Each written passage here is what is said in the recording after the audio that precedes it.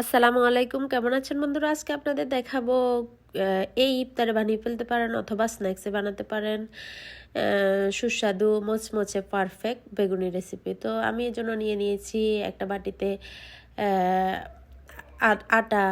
যে পরিমাণে আটা নিয়েছি সেই পরিমাণ নিয়ে নিলাম বেসন, তারপর 2 চামচ দিয়ে দিয়েছি কর্নফ্লাওয়ার, দিয়ে দিলাম স্বাদমতো লবণ, দিয়ে দিয়েছি 3 চামচের 3 ভাগের 1 ভাগ হলুদ গুঁড়ো, মরিচ গুঁড়ো, মশলা, জিরে গুঁড়ো, ধনিয়া গুঁড়ো।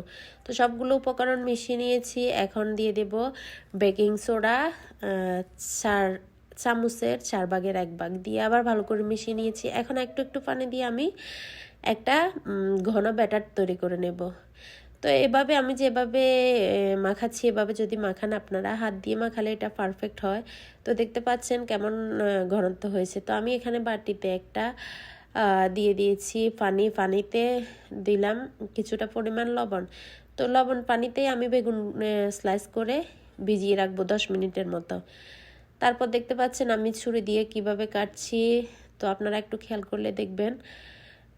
আমরা যারা বাঙালি আছি বেশিরভাগ বাঙালি ছুরি দিয়ে এটা কাটতে পারি না। তো আমাদের হাতের পাশে যেহেতু সবসময় দা থাকে সেহেতু দা বা বটি দিয়ে এটা স্লাইস করে নিতে পারেন, খুবই সুন্দর হয়। আমার পাশে যেহেতু বটি দা কিছুই নেই সেহেতু আমি ছুরি দিয়ে করার চেষ্টা করেছি।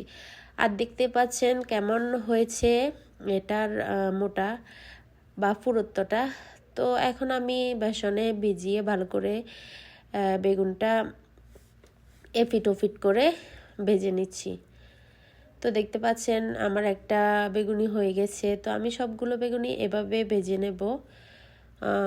সবগুলো বেগুনি আমার ভেজে নেওয়া হয়ে গেছে। এখন দেখতে পাচ্ছেন আমি একটা প্লেটে নিয়ে নিয়েছি। দেখতে কতটা সুন্দর হয়েছে, খেতে আরও বেশি মজা হয়েছে।